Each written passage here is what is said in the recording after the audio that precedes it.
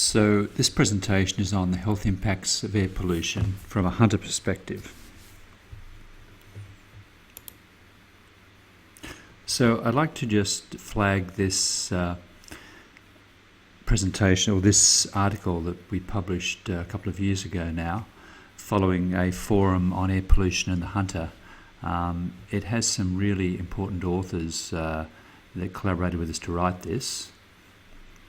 And we've got Guy Marks, who's the head of the Centre for Air Quality and Health Research and Evaluation, and Seard and Pope, one of the most published authors on air pollution in the world. You can see this 6-city study, which I'll refer to later, has had 6,060 citations. So it was a great collaboration, and it really gave a lot of validity to this paper if you'd like to take a look at it. So one concept I'd like to just raise at the beginning is the importance of getting the right communication on health risk associated with pollution. If we talk about it in a way that minimises health risk, then we stand the risk of excess physical suffering occurring on this side of the four quadrants. If we're comparing physical health risk with how we talk about it, that is. If, on the other hand, we exaggerate health risk in how we talk about it or overcall it, and the health risk is low, we run the risk of excess psychological suffering.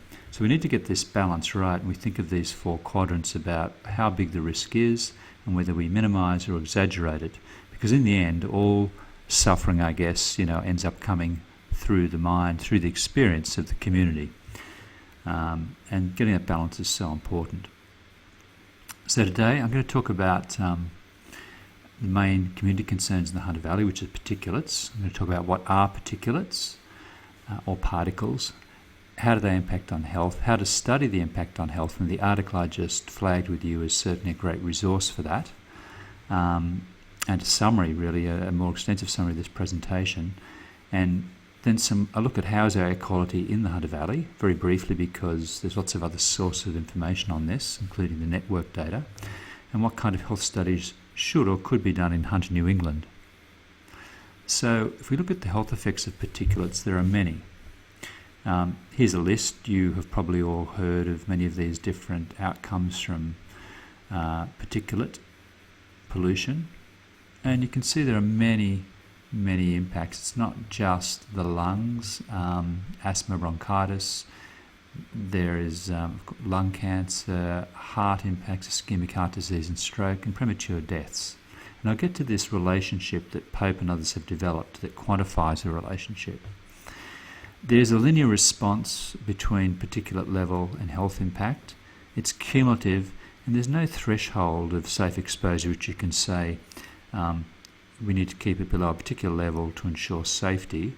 At the same time, it doesn't mean, of course, that a low level of particulate is dangerous or safe. It's just it's cumulative, and while we have standards, it's basically trying to set a standard that is a goal to preserve the best quality of air, but the less particulate we have, particularly certain types which are more associated with disease, the better. So here's a simple way of looking at particulates. We can talk about large particulates and small, or coarse and fine. And generally they divide, this is a logarithmic scale here, about the aerodynamic particle diameter. This is the PM number that you often hear, PM 2.5, PM 10, PM 1. Mostly we hear about PM10s, the larger particles, and PM 2.5s, the finer, which are down around here. Now, they split fairly evenly in the distribution around a PM of 1 between combustion, diesel particulates for an example, and crustal or crushed particles that come from the earth and minerals when they're crushed rather than combusted. So the combusted particles tend to be much smaller, and the crushed particles tend to be bigger. Okay. So what does that mean? Well, the size is very important from the perspective of a lung and airway system. The airway is able to filter out a lot of particles, except the very small particles. So the larger particles, 7 microns and above, and this is not an all or nothing gate that shuts directly at 7. It's a distribution of filtration here.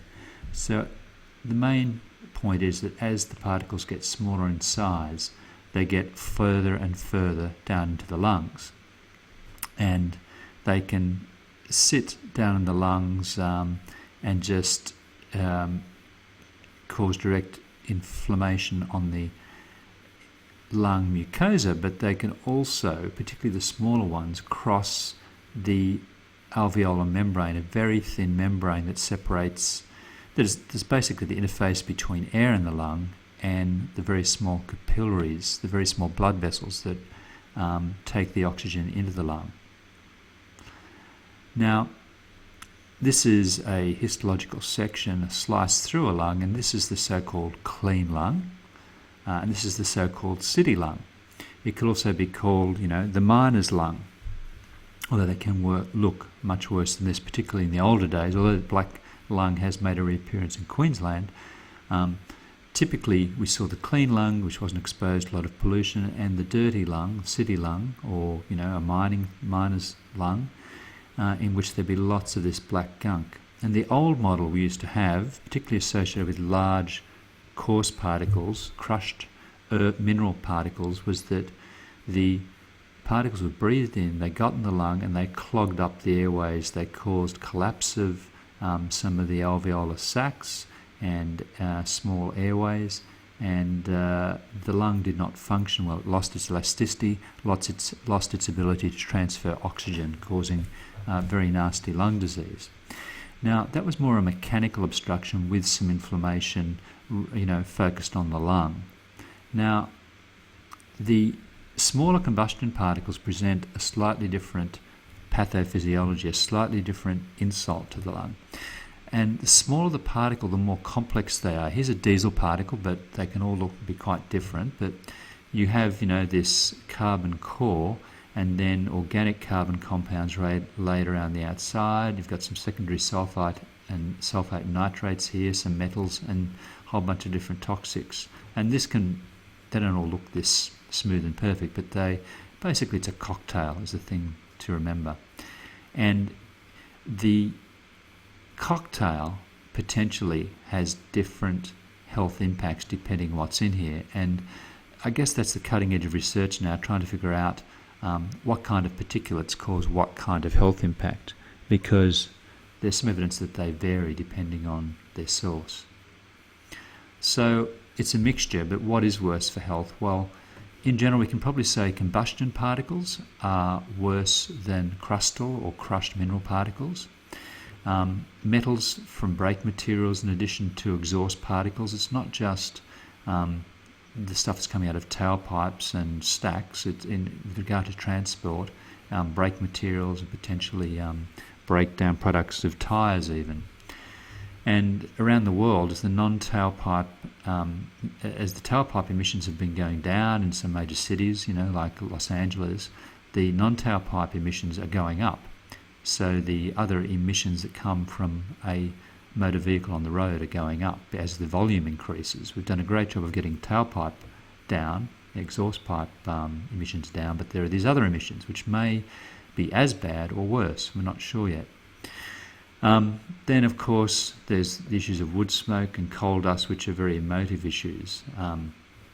It's highly likely with wood smoke as a combustion particle, it fits into the more nastier side of things, where the coal dust, being a larger sized particle, is probably more on the respiratory impact rather than having the combustion impact, which I'll talk about in a second, being more in the PM10 plus size, the coal dust, rather than the combustion particles, which are PM2.5 and below. And indoor pollution is a sleeper issue that really is often ignored, but we need to think about. So this new model, the old model we focused on the lungs, respiratory disease, but the new model that's been recognised probably over the last 20 years, it's not that new, and even before that in the 90s, is that the smaller PM2.5 particles have this widespread inflammatory effect. And really, inflammation is the final common pathway of a lot of degenerative diseases in the body. Really, there is this problem with inflammation, and pollution can cause a total body inflammation. The PM2.5s come down, they cross the alveolar membrane, and smaller than PM2.5 as well. They get into the bloodstream and they move around, and they cause a wide range of effects in the small blood vessels. They can cause inflammation of plaques in vessels, rupture of vulnerable plaques, and change coagulation and viscosity. And they've even done studies where they expose people to PM2.5 particles in the lab and look at the response of their vascular system. They can actually do a form of ultrasound and see the blood vessels spasming, showing that there's a problem acutely with air pollution, particularly with small particles. So there's even research. What actually happens is when these particles enter into the bloodstream, they actually activate a lot of monocytes and other inflammatory cells that release cytokines, these inflammatory mediators, and they can really cause a lot of damage. And they're even finding evidence of damage that could cause, cognitive or brain impacts through a whole range of impacts, particulate matter directly reaching the brain, as well as the inflammation that occurs. So this is quite a big leap from the old model of just lungs getting clogged up mechanically. It's a multi-system impact. And it's the PM2.5s, particularly over longer term, that probably causes the majority of disease now. And probably most of that is cardiovascular. So heart disease and stroke are probably the major impacts of PM2.5 particulates. But the PM10s tend to be more, they do have some broader impact on the body, but they tend to be more respiratory disease related on balance. So let's look at what we see in the monitoring around our area. This is the Lower Hunter Monitoring Network, which is kind of newer in some ways than the Upper Hunter. Just to give you some perspective, now the orange is the PM10, the blue is the PM2.5, and what we've got here is the new NEPM 2016. We've got, this has been gazetted, PM10 of 25 as an annual average, and PM2.5 of 8. That was an advisory standard, but now it's the standard.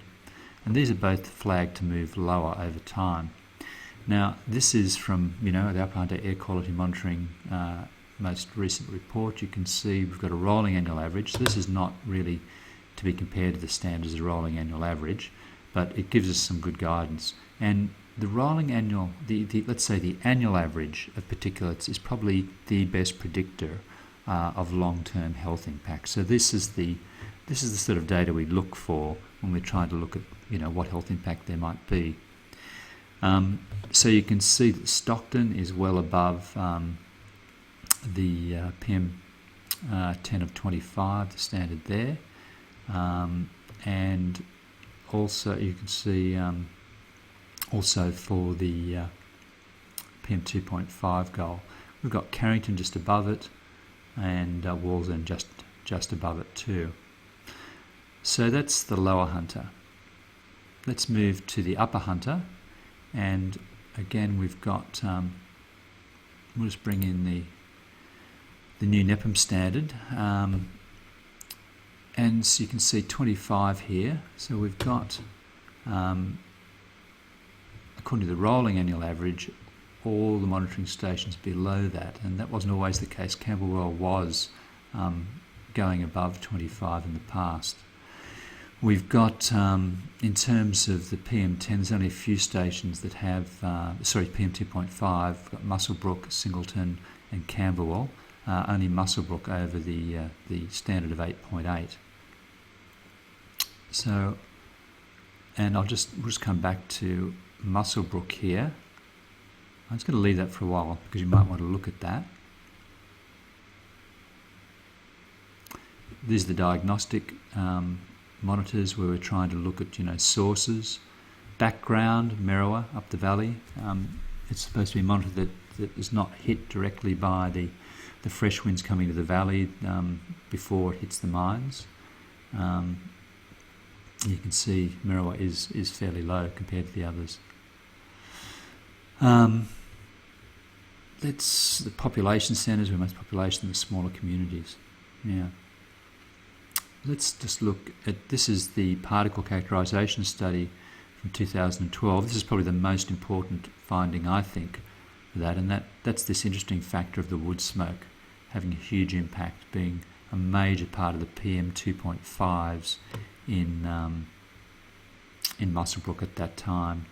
So I think that was a surprise, actually, and that's something which is becoming more and more of interest to many groups and more controversial, even in towns like Newcastle, where perhaps 10% of the pollution on some monitors can be explained by wood smoke, which, while not a lot at the moment, we need to make sure that doesn't grow, because it has a very very high local impact.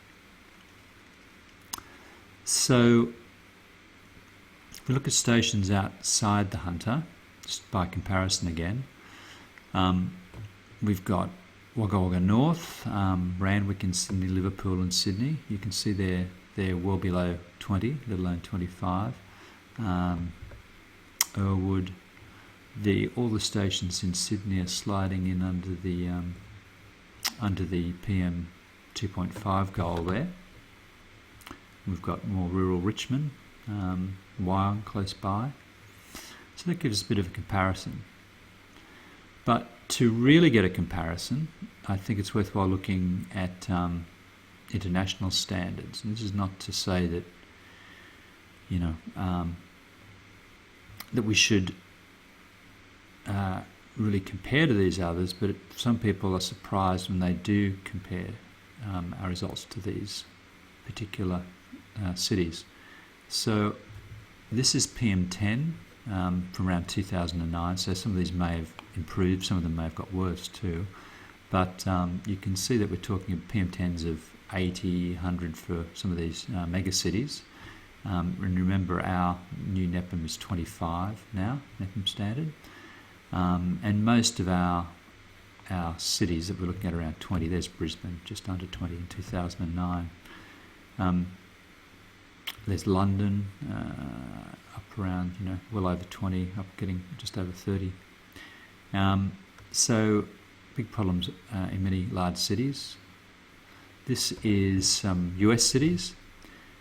From a JAMA article, you can see we've got a lot of the cities here with that PM 2.5 this time. The median is around the well over 10, and many of them are around the 15 level. So this is what you get. And again, these are large cities, so we don't want to have these sort of levels in the Upper Hunter, and people want to live in a place like the Upper Hunter to have a pristine environment as much as possible. So this is only to give a perspective, compared to large cities. China, which is always considered the basket case, I guess. This is mean levels in Beijing before and after the Olympics, during the Olympics, when they got some pollution control. But you can see they had levels up around 100, and our goal currently standard is 8. So that's a massive difference. And you can understand why there's a massive mortality in China and these large cities due to pollution. Okay, all right, moving on to what kind of study. It's hard to say. There's epidemiological studies and there's health risk assessments.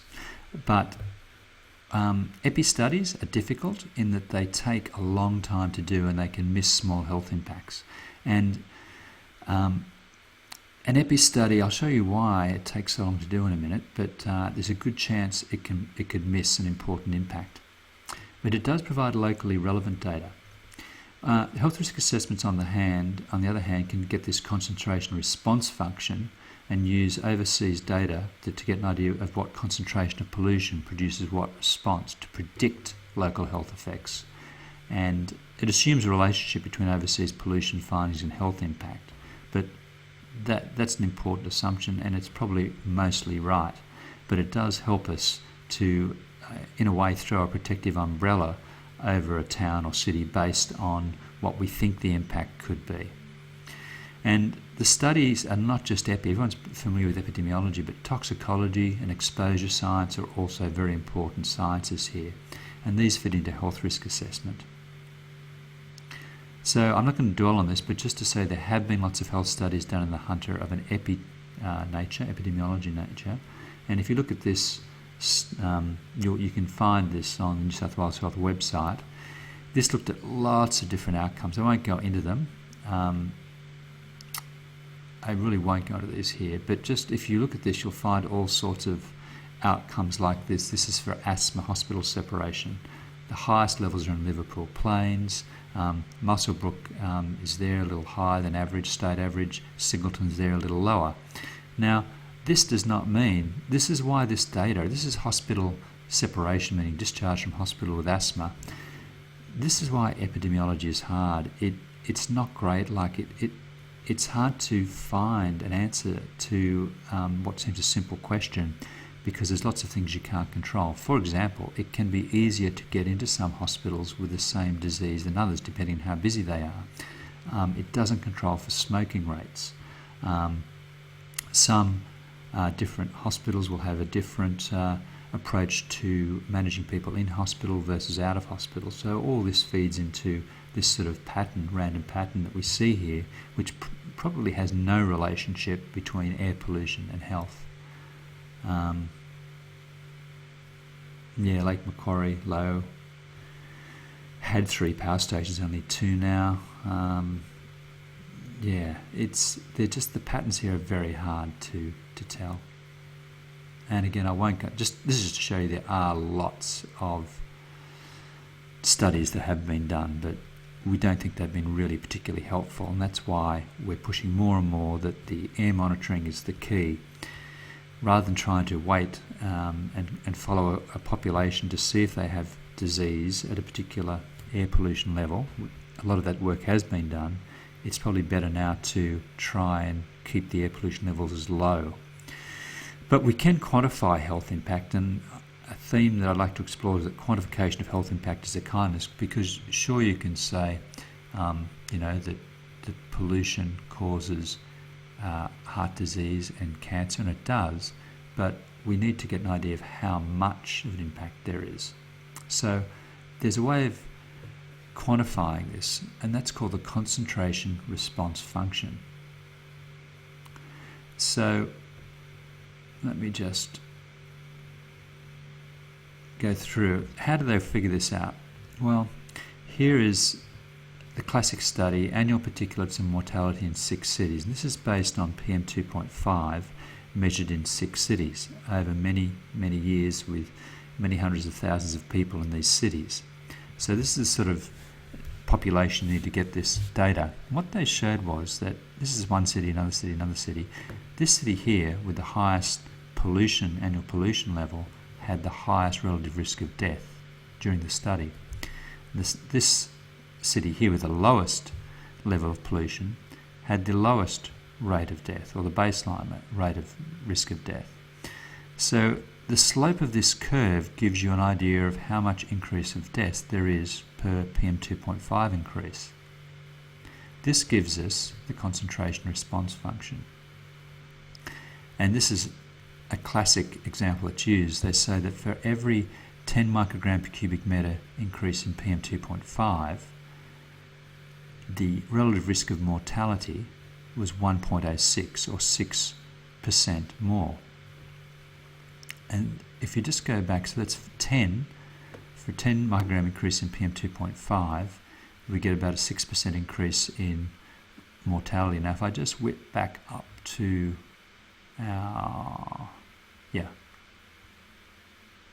upper hunter monitoring network, here's the PM2.5, 8.8. So what's that is saying is that, say for Muswellbrook, if it went from 8.8 to 18.8, more than doubling, that there'd be about a 6% increase of deaths in Muswellbrook due to the increase in air pollution. If it went up by 5 to about 13, that would be an increase, say, of 3%. Now, you could say, well, you could also, we can't say that if we dropped it by 10%, there'd be a 6% decrease, because you kind of have a baseline level, which would be, they say between 4 to 6 usually is the baseline. So let's say if we knocked it down to 5, knocked it down by 3 or so to about 5.5, that would probably lead to a 3% decrease in total mortality, non-violent, if you exclude violence and traffic-related injuries. But we particularly have an impact on the cardiovascular and respiratory illness by about 3% if we could knock. Actually, I'm going to restate that. If we could knock 5 off this, not 3, if we could knock it from 8.8 down to, say, 3.8, which would be very hard because it's getting below background, that would be a 3% decrease. Okay? I hope this isn't confusing. So basically, it's saying you could kind of, with this information we have from overseas, identify a 3 to 5%, 3% to 6% change up or down, depending on how you change your total PM2.5s. There's less of an impact with PM10s. That's why I focus on the PM2.5s. Now, just on asthma again, I think we're getting close to the last slide here. Just to show again why epi is hard, here's a huge epi study looking at asthma. It was done in 28 groups across 14 research centres in Europe.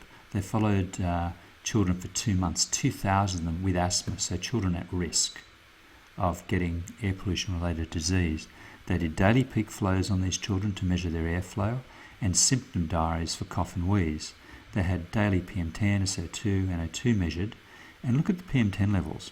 Now remember, most of our areas around in cities in Australia around about the 20 or less microgram per cubic metre. These were 52, 60, 70, 99 in Athens. They were unable to find a consistent impact of these air pollution levels on asthma. So even a really good epi study can miss something. So that's why, we're often, even with all these huge cities, it can miss it. We're really cautioned against doing a small study that then could be used to say the air quality is fine, we don't need to do anything about it. We think the NEPM standards are really the way to go, and not do a study which says, oh no, we could have, PM10s of 60, that's fine, on average all year, that there's no relationship with asthma. That would not be a useful thing to do. So I'm going to finish now. So in conclusion, particles have multi-system impacts. It's not just the lungs. We want to get them as low as possible. Acceptability is in the eye of the beholder. We need to compare to what? Compared to what people care about in terms of the air standards and what the sort of environment they want to live in. Quantification is important to inform community and policy. We need to note the NEPM air standards have been lowered in 2016, and there's a plan to decrease them further. It's important to note the new standards for mines and other industry that's approved into the future that will be operating under these standards. Okay, I'll stop there and thank you.